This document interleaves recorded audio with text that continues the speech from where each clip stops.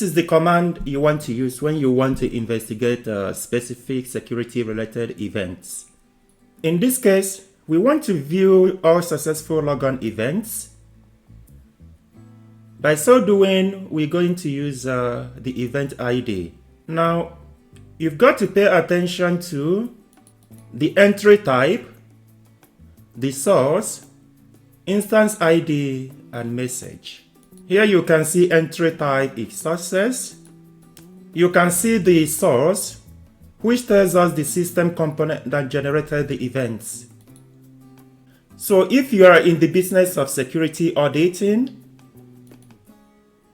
in cybersecurity, this is a very useful command for you to use to investigate issues, especially when it involves security.